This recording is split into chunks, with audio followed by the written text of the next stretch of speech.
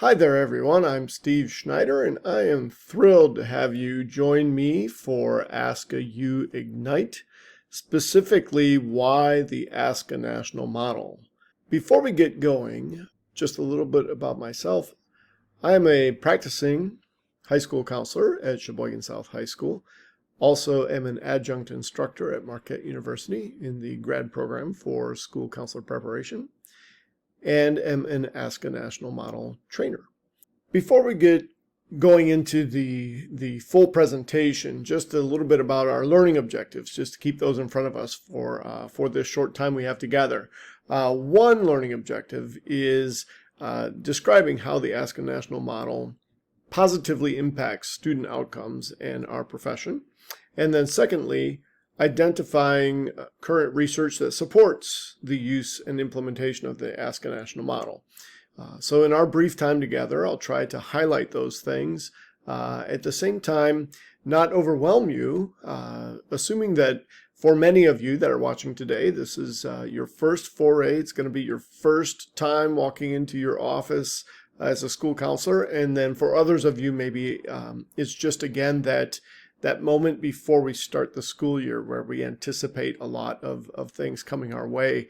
Either way, whichever situation is yours, I'm going to try to keep this from being too overwhelming for you. But I think it's important, though, that we do address why it is so important for us to have a national model. What is it about having the model that really makes our practice that much more effective? And in order to do that, how about if we just kind of walk through the start of the first day of school and what that might look or feel like as we step into that, back into our role as a school counselor, into that for the first time. Let's just take a look at maybe how this first day might play out for you when you first walk into your office. It's very exciting. You get in your office, you sit down, and you think, okay, what's the first thing I need to do? Oh, I'm going to pull out my ASCA National Model, and I'm going to really implement the model in the next half an hour, something like that, right? And so you pull out the model, get it out, take a look, and then think, okay, well, no, maybe what the first thing I need to do is check my email. So open up your email, and like, what? Like, how did I already get 1,500 emails? I've only been in this position for like 30 minutes. And then... excuse me, Mr. Schneider. A teacher sent down a crying student. We were wondering if you had a moment to see them. And then... Mr. Schneider to the main office. Mr. Schneider to the main office. And on top of that...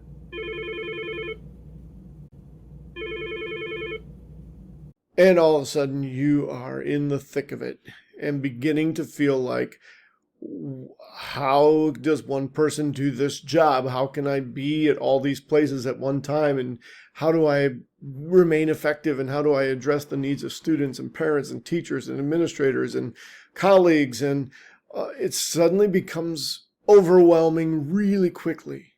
And you might feel a little bit like this. And so all the things that you learned while you were in grad school or at your practicum site, and all the different initiatives and all the ideas and all of the creative activities that you had planned, it starts to really quickly feel like things are going all over the place. They're really good things. You got a lot of great ideas and a lot of really impactful activities that you want to do, but it just feels like everything's going in all kinds of directions. Half the time you don't have control over what the day looks like. On top of that, right, we realize that our caseloads, even at the national recommendation of 250 to 1, which most people aren't at, you might be closer to like 400 to 1. And beginning to feel the pressure of how do you service 400 individuals with the things that you have to offer and the ideas that you have and the desire that you have to assist them and help them to be successful. How can you do that it begins to feel a little bit like the starfish story, where if you're walking down the beach and you see hundreds and hundreds of starfish washed up on the shore, and you start to throw them back into the ocean one at a time, it doesn't take long. And I know the story talks about how it makes a difference for that one starfish, and that's true. And we do have those moments where we're working with an individual student and we really make an impact. But we're charged with working with way more than one student at a time. And so throwing starfish back in the ocean one at a time quickly becomes discouraging as you look down the beach and see all the other starfish. And so it begins to feel like this is an impossible job. Who could possibly do this job? And that's where we need to just take a breath and realize that there is a way. There's a way that we can take all of our good ideas, all of the interventions, all of the communication pieces, all of the collaborative pieces, all the leadership pieces that we want to incorporate into our professional practice. There's a way that we can get those into alignment and that we can begin to feel more efficient and more effective with the work that we're doing, addressing the needs of most of the students that we're charged with, as opposed to feeling like we're just putting out fires all the time. That's the real value of the national model. It gives us something to anchor our work to. It gives us something that provides some boundaries and some guidelines for us. It provides definition for what it is that we are charged to do. What is it that our profession is expected to do? And we begin to frame it out using this ASCA national model. And we begin to see how it is possible to do what seemingly is an impossible job at first. One of the things that's really impactful with the ASCA national model is that it allows us to take our strategies and it allows us to take our various tools that we've incorporated and learned and put them into practice in a way that makes sense and in a very focused way. One of those anchors that exists within the framework or within the ASCA national model is the mindsets and behaviors for student success. These aren't just pulled out of thin air. There's research behind these that enables us to attach our work to something that has been proven to be effective with students. So when we begin to wonder, again, we have all those arrows going all over different directions, and we begin to wonder, how can I get these into alignment and going in the same direction so that I feel like my work is really being driven by something and we're moving in a common direction. The mindsets and behaviors for student success can provide that for us. When we look at the research behind them and we see that there's a direct attachment, there's a direct alignment to academic success for students, which, because we work in a school, academic success really becomes one of the primary objectives of our work. So one of the primary objectives of every adult in the building is for students to have academic success. And so we have to work towards that. And how do we do that? What's our role in that? And that's where these mindsets and behaviors and the research behind them attaches learning strategies to academic success and attaches social skills to academic success and some of the non-cognitive skills that we can excel in teaching to students so that they get a well-rounded education about how to be a student and how to be successful as a student. That certainly can be our role in teaching that. And we can confidently move forward with our activities and our interventions when we attach them to the mindsets and behaviors, because the mindsets and behaviors are research proven to be effective. And so when anyone questions what it is we might be doing, we can say, well, I follow the ASCA national model. That's the framework I work under. within the ASCA national model are these student success standards. These standards are research-based and proven to be effective. And so my work that I'm doing in teaching those standards, I can be confident, is in fact helping students. And when we attach our classroom lessons, again, this idea that we have all these students that we need to work with. If we're doing classroom lessons and reaching the vast majority of our students and teaching them the mindsets and behaviors, we are reaching and being very effective in aligning all of our work in the same direction with the majority of our students to provide effective school counseling for them. So that's one piece of why the national model is so important for what we do, is the ASCA national model, student standards for success. Another key component of the national model is the use of data. It's such a critical foundational piece to the framework of the national model that the work that we do is informed by the data from our buildings. What our students are doing or not doing, as shown through the data, helps us, again, to put all of our activities into the same direction, to tie them to things that will provide a common thread so that we don't feel like we're just grabbing at straws. We have data that will show us that the activities or the interventions that we are doing or the lessons that we're teaching are necessary and are needed specifically in our building. That our role as the school counselor then is to see the whole picture and to address those pieces that need to be addressed. So, for example, and these are examples from my school. So this is what it could look like, right, when we become data informed.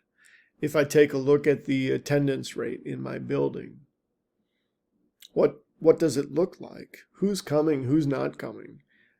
Is there a role that I can play in figuring out why certain students aren't coming to school? And once I can figure out that issue, I can begin to address systematically and very effectively and efficiently how to improve that.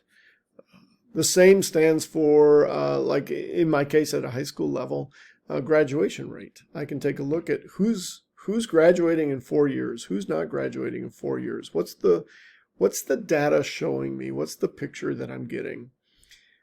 And what does that mean for me in my practice? How can I attach to that data, put my activities into alignment with that data, using mindsets and behaviors that I'm anchored in through the national model so that my effective work is all moving in the same direction and I can feel the purpose behind it.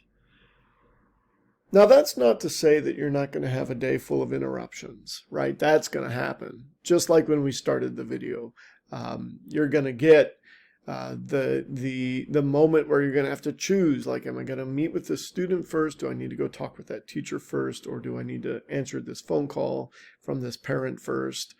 And you're going to have days like that where you just feel like you're getting pulled in all kinds of directions. But the goal of the national model is to say that becomes the exception. And that your typical day, you're able to sit and plan and address and work with students in a way that you know is addressing the needs of the building and that is going to be effective because it's been researched and proven to be effective. In fact, if we take a look at what the research is telling us in terms of the effectiveness of school counseling, we can clearly see that schools that have implementation of the ASCA national model have higher graduation rates, higher math and reading scores, ACT, SAT scores are higher, students taking rigorous courses are higher. There's more students that are actually matching their ability level with the courses that they're taking. Their attendance rates are higher at schools where the ASCA national model is being fully implemented. And we can also see that there are some reductions in suspension rates, reductions in discipline referrals, meaning that if students aren't getting suspended, if they're not getting referred, they're spending more time in the classroom actually being educated. That's the real value of reducing those disciplinary referrals and those disciplinary suspensions. And less bullying, teasing. We see a safer school environment in schools that have implemented the national model. That's all information that is based on research. And so again, when people ask why the national model, it becomes clear through the research to say because it works, because it helps school counselors create a program that is effective, that is efficient, that takes into account the needs of the students of their specific building in a way that enables a school counselor to not be overwhelmed and to be proactive as opposed to always reactive with the work that they're doing. So that's why the national model is so critical and so important for us. It really creates for us the anchor that we can attach our work to, and prevents us from becoming so stressed and so anxious about our work and worried about our students, and worried about ourselves. Is what I'm really doing making any difference? I just feel like I'm putting out fires all day. And it enables us to stand up, sit up taller and say, no, with confidence, I can tell you it's working. There are lots of elements to the national model, and in the course of the next day and a half, you have so many opportunities to focus in on specific parts of the model, like where to start. Like, it's always a big question for a starting school counselor is, I don't even know where to begin with the national model. I learned it, but I don't know how to put it into practice yet. So there's some great sessions on that could help you with identifying what would be a logical place for you to start with your model implementation. Another important thing to keep in mind is that the implementation of the national model it takes time. It will take you time as a brand new counselor to figure out how to most effectively run your program. And by time, I mean maybe 3 to 5 years before you start to really get comfortable with the implementation of your program. So my encouragement to you would be, don't get discouraged. If you feel like you're just spinning your wheels, or you're not sure that that you're being as effective as possible, I would encourage you to take a step back. And I don't know what the other sessions are going to tell you about places to start, but if you're brand new to your building, I think probably a good place to start is just getting to know the people you're going to work with. Collaboration is such a big part of the model. And so it's important for you to form those relationships first, so that as you begin to implement the model, you have collaborative partners already established. And that might be a good place to start without it becoming overwhelming. So a few takeaways from today's session that I hope you have. First of all, is the acknowledgement that we do have a lot to do. As school counselors, we have a lot on our plate. However, it doesn't have to be chaos. And it doesn't have to be overwhelming and increasingly stressful. We want that healthy balance. And in order to accomplish that, using the framework of the national model can really enable you to catch your breath and to feel confident that the work you're doing is effective and impactful. And it's not random, and it's not chaotic. There's a lot. It's very busy, but it all has purpose. It's all going in the same direction, and therefore becoming efficient and effective. Also noting that it is based on research, that there have been so many people who've done this work before us that have shown that it works and that it's effective. And what you'll find as you go through the process of implementing your program and reviewing the things that you do is that you'll begin to generate your own data that shows that it is effective. You will be changing the attitudes and the skill sets and the knowledge base for students. You will be changing that results data in terms of the outcome data, like the attendance rates and the academic achievement you're building and the behaviors in your building. You will have an impact on those things based on your program. That's the value behind the model. Just as a reminder, don't forget to join our live Q&A session. I'll be available to answer any questions or to talk more about some of the things I might have hit on in this video. So I would encourage you, please, to join the Q&A session with me. I look forward to chatting with you and talking with you. And also, please, a reminder to complete the survey for this session. Again, I'm super excited that you all joined me today on why it is so important for us to have the ASCA National Model. I hope that you found this not to be overwhelming, but just enough information to really help you feel confident that there is value, extreme value in attaching our work to the national model. Thank you for joining me, everyone.